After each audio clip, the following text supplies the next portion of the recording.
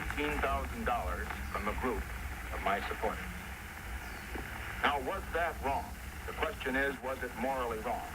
I say that it was morally wrong if any of that $18,000 went to Senator Nixon for my personal use. I say that it was morally wrong if it was secretly given and secretly handled. And I say that it was morally wrong if any of the contributors got special favors. Hi, and welcome to our podcast, Watergate Weekly. This is a podcast about Richard Nixon. Today we're talking about one of his more famous speeches, the Fund Crisis, or as its other title, Checkers.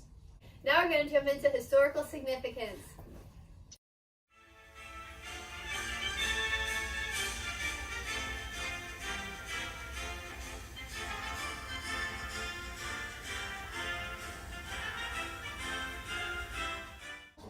So this is not the last time that Nixon had to save himself from embezzling funds, as we see in the 70s with the famed Watergate scenario.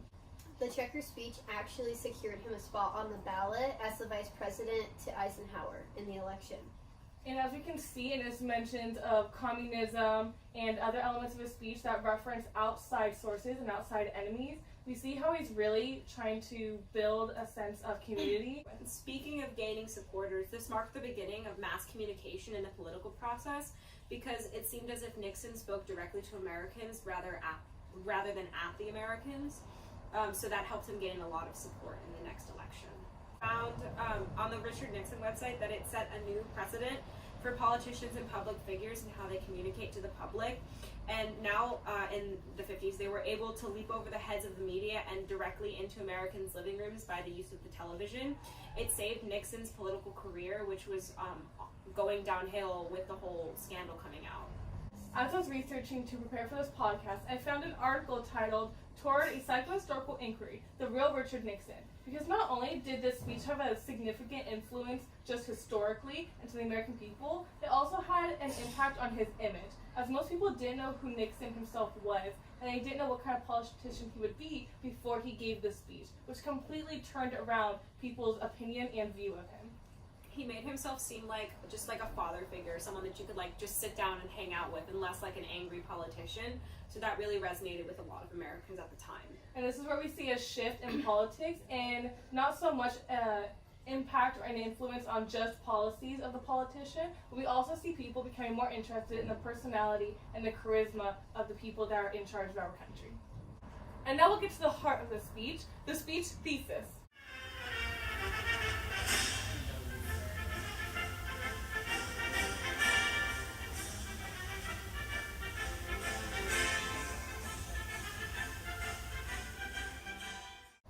In order to acknowledge the influence that this speech had and further go into the elements that went into creating such an iconic speech of Richard Nixon, we first need to recognize what the speech thesis was. Nixon had been accused of embezzling $18,000 in 1952 money, which is equal to $173,579.77 today, and which gives the alternate title of the Fund Crisis speech. Because that's what he was trying to handle.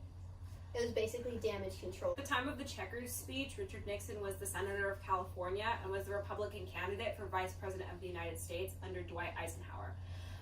So this crisis was really taking a big blow to his political career. So by making this speech to the American people, he really saved his image. He did this by painting the picture of this friendly American father who had everything under control, the kind of guy that you would invite to your barbecue. He would never commit these atrocities. He would never steal $18,000. So we know that the reason for Nixon giving this speech was in response to the Fund Crisis and these accusations made against him. However, he doesn't completely stick to this one topic throughout his very lengthy speech. What other theses did he mention? About halfway through the speech and the second paragraph on all of your paper, he starts talking about communism and saying how communism is a greater danger to America, completely abandoning the beginning thesis of the Fund Crisis. And then he starts essentially slandering the names of some of the other political candidates at the time, saying that Albert Hiss is essentially a communist who wouldn't be good for the United States, and how he is a good, honest man who's good for the United States and how he doesn't like communism. Now we're going to talk about ethos, logos, and pathos.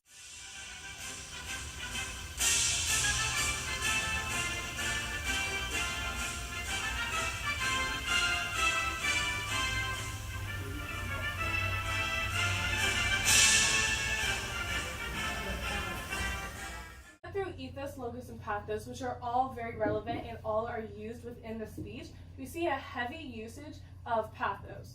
We see this because the reason why the speech is called Checkers is in reference to a campaign gift that Nixon himself promised he would never return because it was a Cocker Spaniel dog for his daughter. In this way of presenting himself, he then further, as Aaron had said earlier, presents himself as a family man.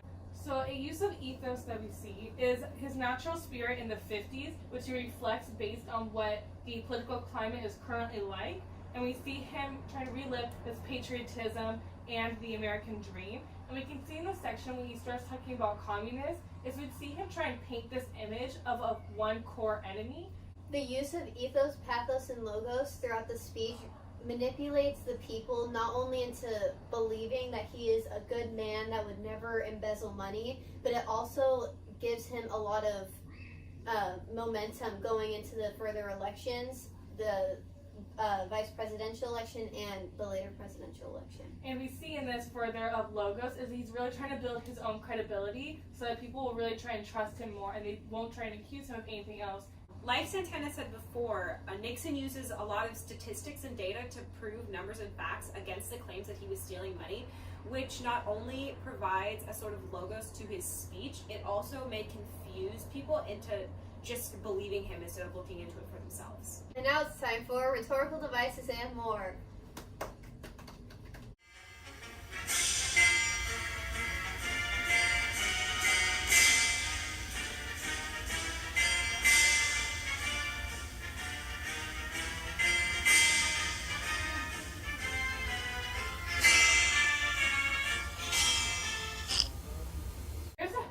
A heavy usage of rhetorical devices throughout Nixon's Checkers speech. One of them being the heavy repetition of communists. I mean, he's obviously trying to get his point across by constantly repeating communists. He furthers it into his audience's mind and he brings their attention to the one sole purpose for this section of his speech. He says communists so many times that it's all the reader can think about. And at this point in his speech, because of his change and shift in focus, I doubt people are even thinking about the original reason for him giving this speech were the accusations against him. So the Checkers speech is kind of ironic in the fact that Nixon completely danced around his accusations of embezzling funds. He barely talked about it at all, and when he did, he brought up confusing statistics that didn't even really help his scenario when you really think about it critically.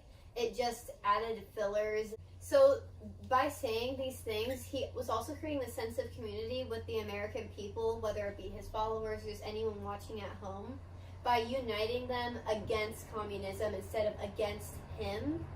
This manipulation was really strong and really unseen by many who just wanted to believe in this honest man, this fatherly man. This again draws to the intimate connection that he is trying to build with his followers and the rest of America, which would later lead him into the presidency seat.